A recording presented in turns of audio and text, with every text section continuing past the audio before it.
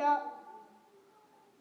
جو کہ میں نے پہلے کہا استقامت کی راہ میں دو چیز جو ہے رکاوٹ کرتی ہے، ایک ڈر، لوگوں کا ڈر، لوگوں کا خوف۔ دیکھا لوگوں کا ڈر کو انہوں نے کوئی ملحوظ خاطر نہیں کیا، دام سے نہیں پھرے، اس کا حرص، مالک کی لالچ جو آدمی کو حق سے دور رکھتی ہے۔ اس پہ میں ایک دو واقعہ میں بتانا چاہتا ہوں، صحابہ کرام کا واقعہ۔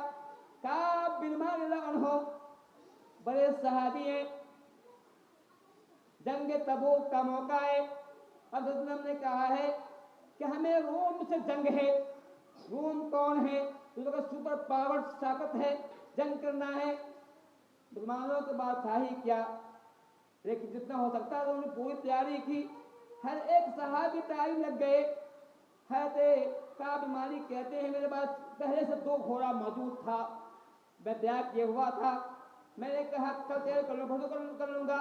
یہاں تک وقت آ گیا، حضرت صلی اللہ علیہ وسلم صحابہ تھے لے کے پوچھ کر گئے، روانہ ہو گئے، میں نے کچھ تیاری نہیں کیا۔ پھر میں نے سوچا کوئی بات نہیں ہے، میرے پاس تیز رو گھوڑا ہے، میں گھوڑے پہ چڑھوں گا اور نبی کو پالوں گا، ابھی وہاں پہنچ جاؤں گا۔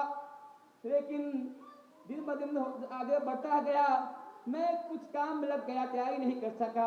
حضرت صلی اللہ علیہ وسلم جو ہے دور نکل گئے کہ میں سوچا اب وہاں جانا ممکن نہیں ہے، یا لوگ نہیں پا پائیں گے۔ حضرت کعب بن مالک کہتے ہیں کہ جب میں مدینہ نکلتا دیکھتا مدینے کے اندر وہی لوگ موجود ہیں جن پر نفاق کی مہر لگی ہوئی ہے، یا پھر وہ لوگ ہیں جو کمزور ہیں، بوڑھے بچے ہیں۔ جب میں دیکھتا تو مجھے بہت شرمندگی ہوتی کہ میں پیچھے کیوں رہ گیا، حالانکہ میں ہر جنگ میں شامل ہو چکا تھا، کسی سے پیچھے رہا سوائے جنگ بدر کے۔ اس موقع جنگ بدر کا جو پلان ہی نہیں تھا، بعد میں کوئی اور معاملہ تھا، کوئی اور معاملہ ہو گیا، میں جو ہے کہ پیچھے رہا تھا، میں بہت پریشان تھا۔ پھر اب میں سوچنے لگا کہ نبی آئیں گے، نبی کے سامنے کچھ چھوٹا بہانہ کر دیں گے کہ میں یہ معاملہ ہو گیا تھا۔ پھر وہ باتیں ہیں کہ وہ دن بھی آ گیا، حضرت وسلم وہاں گئے، ایک دن وہاں 1 مہینہ پڑاؤ ڈالا، جب رومیوں کو خبر ملی کہ مسلمان جو ہیں یہاں آ چکے ہیں، ان کی ہمت پست ہو گئی، لڑائی کا ارادہ نہیں کیا، لڑائی کا ارادہ ترک کر دیا۔ 1 مہینے بعد حضرت وسلم جو ہے واپس آتے ہیں۔ یہ وہ جنگ تھی اس میں مسلمانوں کو بڑی پریشانی کی لاحق ہوئی، بہت دور دراز کا راستہ تھا، مسلمانوں کو بھوک اور پیاس کے خاطر پتے چبانے پڑے، پتے سوچتے ببول کے پتے چبانے پڑے۔ اور صحابی رسول کہتے ہیں پتے کھانے کو سن کر لیٹنگ ایسے ہوا کرتی جیسے بکری کی میگنی ہوا کرتی ہے، ویسے ہوا کرتی تھی۔ خیر جو ہے وہ آپ وہاں سے واپس آئے، صبح آتا کا معمول تھا، پھر ابا واپس آتے تھے، پہلے مسجد جاتے تھے، 2 رکعت نماز پڑھتے تھے، پھر وہاں بیٹھتے تھے، جو ملنے والے آتے تھے، کوئی باتیں ہوا کرتی تھی۔ ایسے ہی ہوا، آپ وسلم جو ہے واپس آئے مسجد کے اندر، 2 رکعت نماز پڑھی، سب لوگ گئے، 80-82 آدمی تھے، سب نے جھوٹا بہانہ بنایا، منافقین گئے اور بہانہ بنایا کہ یہ ہوا وہ ہوا، نہیں جا سکے، سب کا چھوڑ دیا، کچھ نہیں کہا۔ لیکن 3 آدمی تو ایسی بات نہیں ہے۔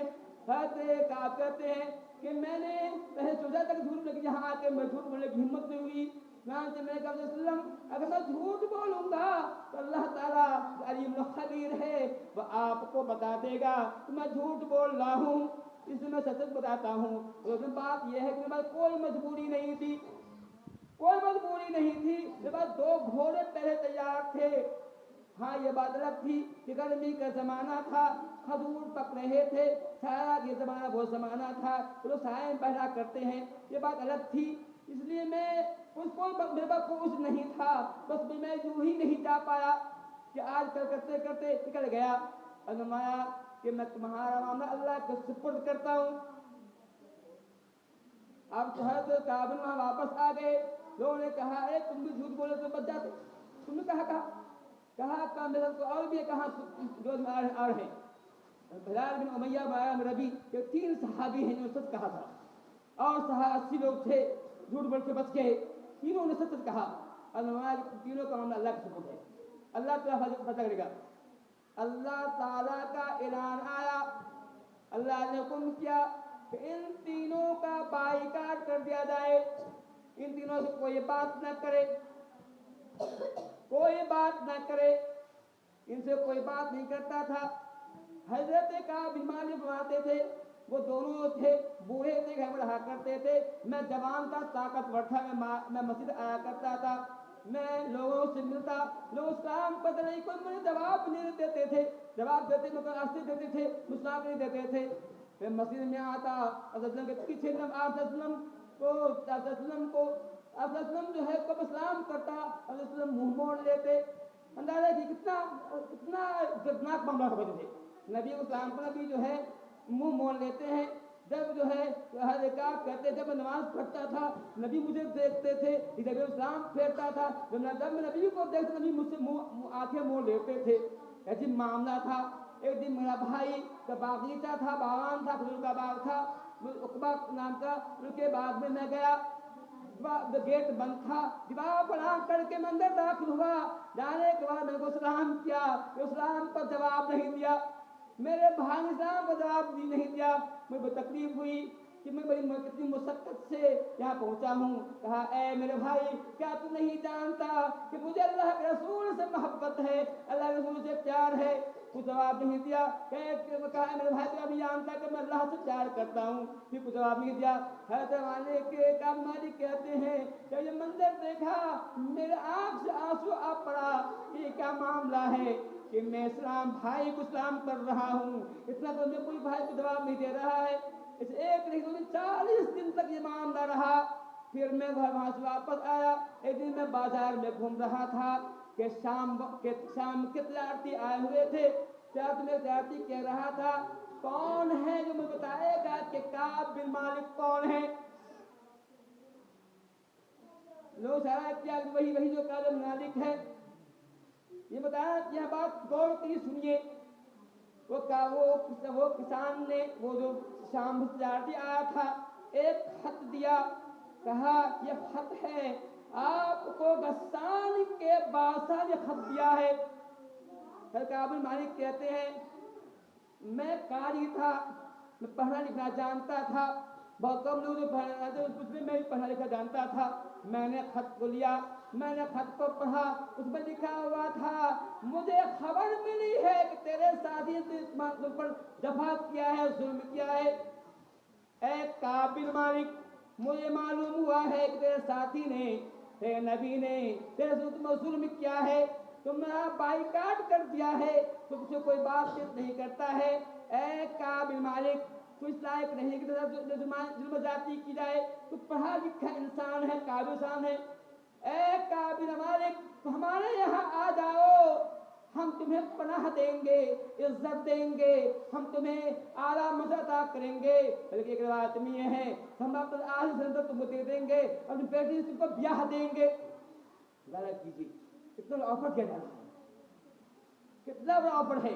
ये वो जमाना है जब उनके साथ बाइकाट क्या किया है, कोई बात नहीं कर रहा है।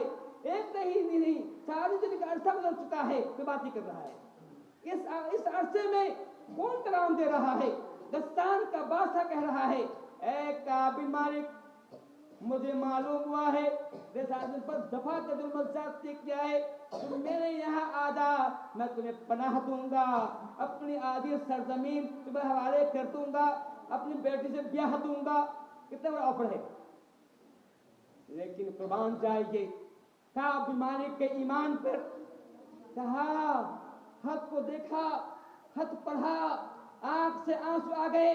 कहा, मेरा ईमान इतना कमजोर हो गया है कि मेरे ईमान का सौदा हो रहा है, मेरे ईमान की बिक्री हो रही है। रो पड़े, खत को लिया और फौरन से बाद आंख हवाले कर दिया, हिला दिया। वो सहाबा थे जिनके ईमान के रास्ते में न जान रुकावट आई, न दर रुकावट आया, न माल की रुकावट आया, खत को फाड़ दिया। इतना ही नहीं, 40 दिन के बाद फिर और हुक्म आया। हुक्म यह आया, एक आदमी आता कहता, काब बिन मालिक, अल्लाह का हुक्म है क्या तुम बीबी से अलग हो जा, बीबी से अलग हो जा। 40 दिन तक जो बीबी के साथ थे, आप कहा बीबी से अलग हो जा, मामूली बात नहीं है। काब बिन मालिक ने कहा, क्या मैं तलाक दे दूं? कहा, नहीं, तलाक मत दो, वलाकिन ला युकारिबन्नका, इतलाक वहाँ में तुम्हें करीब नहीं हो। हल्का बिन मालिक ने बीवी को मैं दिया, बिल्कुल तन्हा हो गए, कोई नहीं रहा, किससे बात करें। बीवी जो हमराज हुआ करती है वो भी अलग हो गई। कितना बड़ा इम्तहान उनका है। इसी हाल में 50 दिन गुजरे, 50 दिन हो गया कि अल्लाह ताला ने भाई वो 30 आदमी जब पीछे रह गए थे, भाई अल्लाह ने उनका तौबा कबूल कर लिया है। फजर का वक्त था, वसल्लम ने कहा कि देखो काब बिन मालिक का जो है तौबा कबूल कर ली गई है। जल्दी से एक आदमी उसी वक्त जो है पहाड़ी पर चढ़ा, कहा काब बिन मालिक सुनो।